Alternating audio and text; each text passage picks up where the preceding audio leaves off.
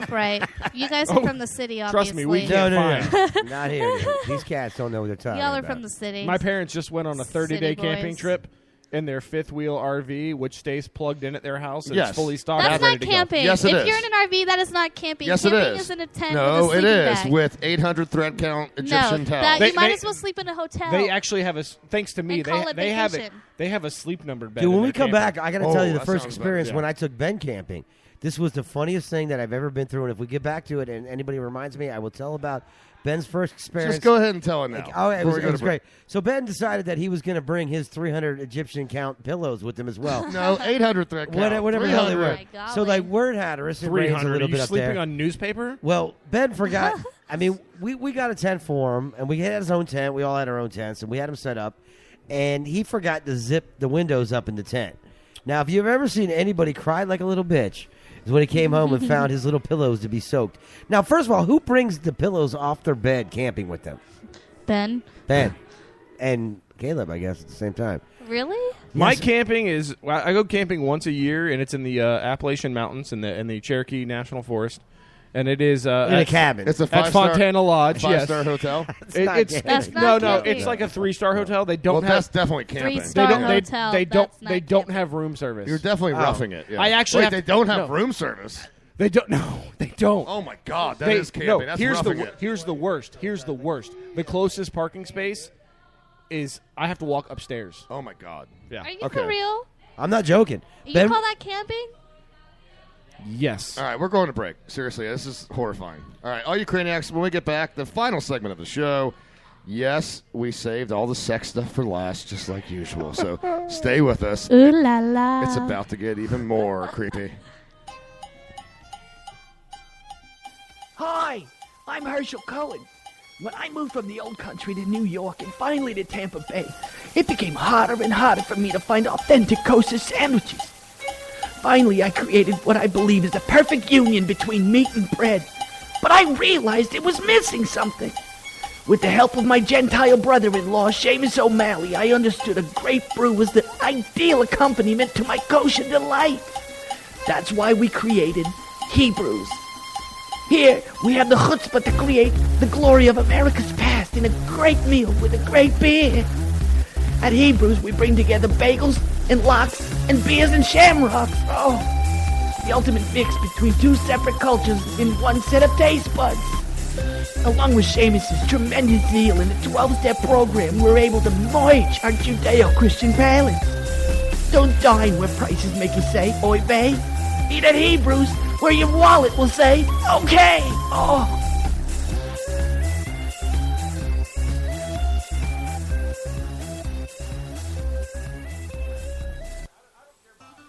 Do you feel like Mother Nature has made a mistake? Does your outward appearance differ from the person within? The Gender Reassignment Center may have a solution for you. Dr. Les Johnson is the leading expert in sex reassignment surgery. So if you suffer from gender identity disorder, why not call our office for a free consultation? Hi, I'm Susan, but I wasn't born that way. Dr. Les Johnson performed a vaginoplasty and Adam's apple shading that would fool even the most sober of men. The recovery period exceeded my expectations, and the best of all, I don't have to grow out a thick bush to hide that unwanted scar tissue. Whether I want to go with a landing strip or a Brazilian, my vajayjay is A-OK. The Gender Reassignment Center offers affordable pay plans and can assist with relocation for those seeking a new start. So call us at 1-555-NEW-UNIT to begin your transformation. Big Muffins! Yo, this Big Muffin. What'd you do? You get caught tripping? Miss Court? You got a warrant? Don't matter what you did. You got cash, Big Muffin's got your ass. Day or night, we'll keep your butthole right. Call 1-555-BUTT-RIGHT. Big Muffin's Bail Bonds, servicing Greater Central Florida.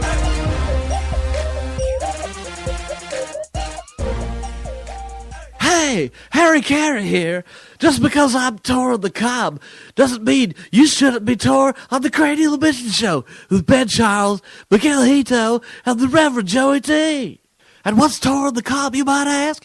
It's the king of beers, but it's the new king of beers, ESB Brewery.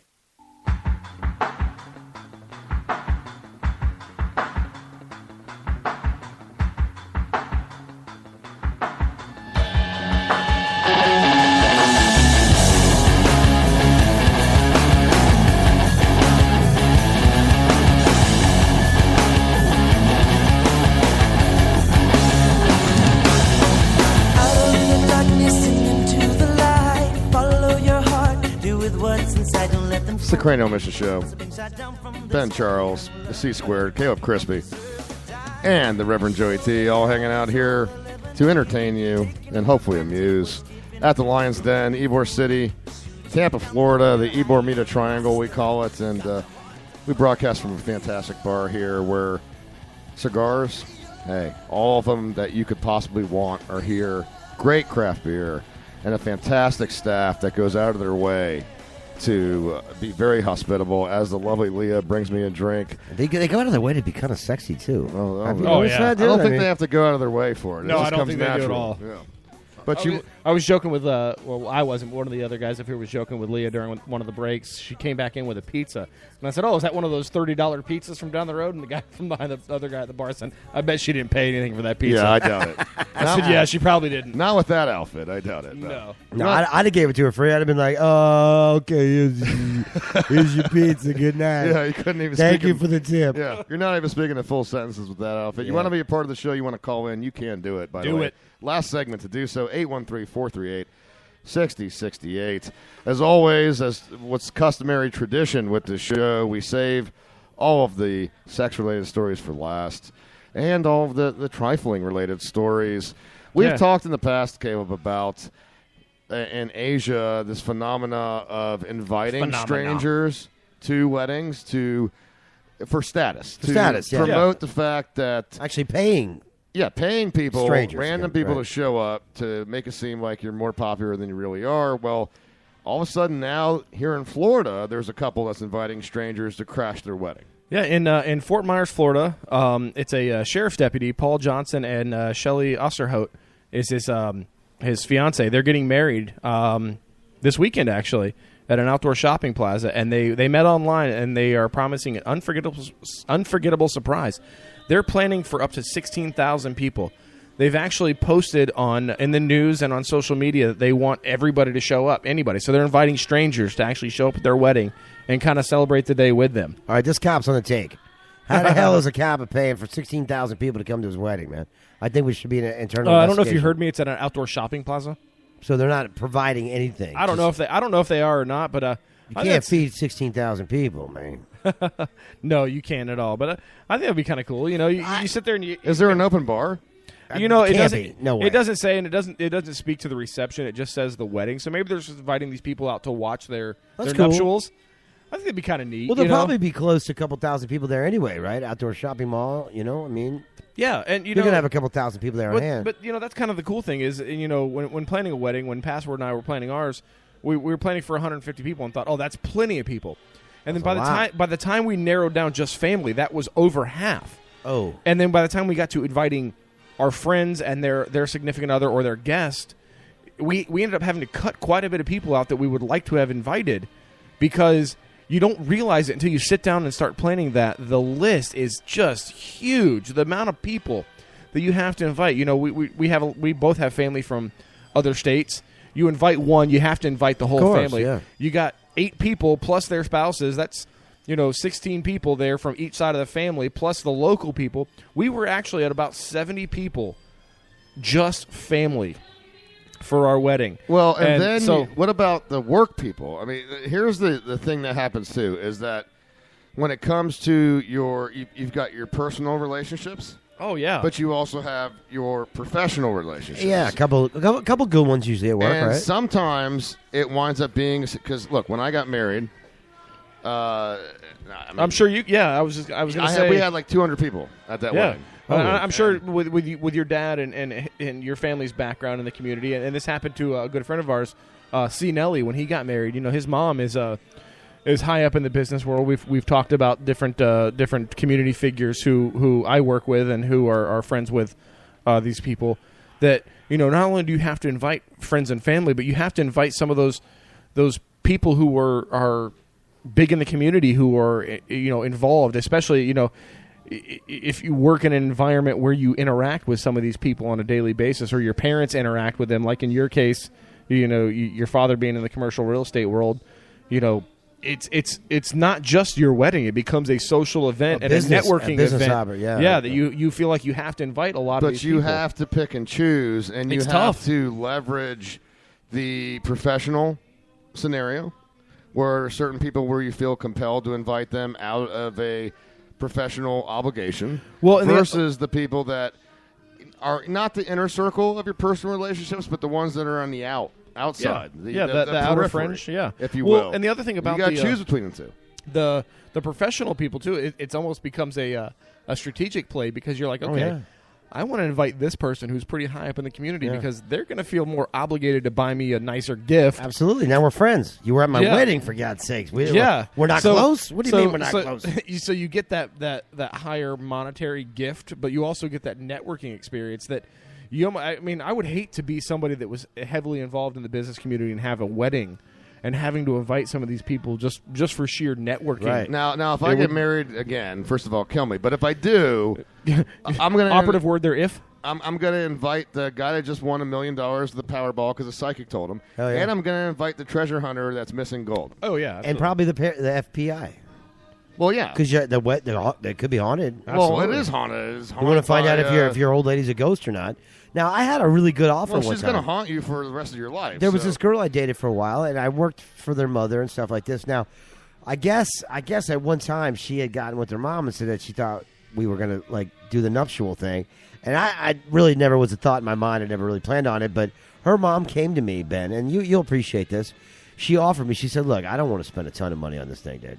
If you guys get married," she's like, "I'll give you 50 G's and go to Vegas and get married." That's dude. 50 G's to get married.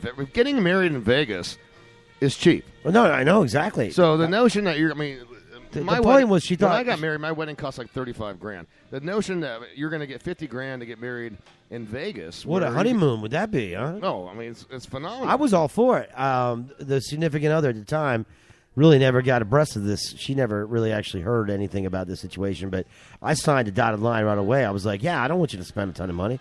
I don't want you to invite a bunch of people that we don't give a crap about. We'll go to Vegas. You give me 50 G's, and I'll take a month off and go to the Tahiti or something. Now, knowing who this woman is, and I do you think she was just paying you off to take her off your hands? Oh, absolutely. But more importantly, there was $50,000 on the table. Now, this is where this is where I feel like I'm a good person because I didn't just go for the money. I ended up, breaking it off when I realized that it wasn't something I wanted to do. But trust me, I actually thought for long and hard for about 2 weeks about just taking her out to Vegas, marrying her, getting the $50,000, and telling her to go to hell. We actually found out, Password and I were planning our wedding. Well, Password was planning our wedding, and we planned this beautiful ceremony and reception, and her mom was heavily involved in that. And Always, right? yeah, absolutely. And Well, they're paying for most of it, right? The parents. yeah, the oh yeah, chicks they pay pay most of for it. Yeah, and we found out after the fact that after everything was already planned and deposits were paid, that we had the option of this is your budget, spend what you want, take the rest. Oh. But we had already spent the budget by that Oh, point, yeah. so we were like, well, damn. And then it comes out after the fact that her mom said, well, since we paid for your wedding, you're now stuck with your own student loans. So we had this beautiful reception and ceremony. One day. Yeah. One day, and now we're paying You know for what? the student loans for it. So I'm more realistic, I guess, because I'm older. Now, if I was a young man and it was like, oh, I'm in love, I want to get married. But once again, dude, I don't know if you heard the story. I think you were in the head when I told it, but I had I heard it. I heard a it. girlfriend, $50,000, man. Yeah, wow. I mean, And that's it's a smarter move. She would have probably spent $70 on the wedding because the way that this family was, they would have definitely spent oh the yeah, money. some of those families. Absolutely. When we were planning our wedding, we went to we had it at it was the Hilton, now it's the Hyatt downtown Tampa. We had a reception there, and we had a small section of the ballroom, and the ballroom's huge. We had a third of it, and the woman Yeah, told us, I got a lot of ballroom. yeah, our coordinator there told us, she's like, yeah, well, the ballroom can fit up to so many people, and we said, does anybody ever use that for a wedding? She said, yeah, absolutely. Some of these Indian families throw weddings where they have 800 guests show up Really? for a wedding. And that's just It's insane. all- but you're right. I think a lot of these weddings all come down to business. You want to invite the right people there to your wedding. You want to have some of your bosses there. I mean, wouldn't it not be the smartest move to invite your boss to a wedding? Yeah. How can he fire you tomorrow when he was at your wedding the day before? No, that is. I invited it's- mine. You got at least a week's worth of work. I actually, It's strategic. yeah, I know. Of course, it is. my boss was at my wedding. She was not my boss at the time, but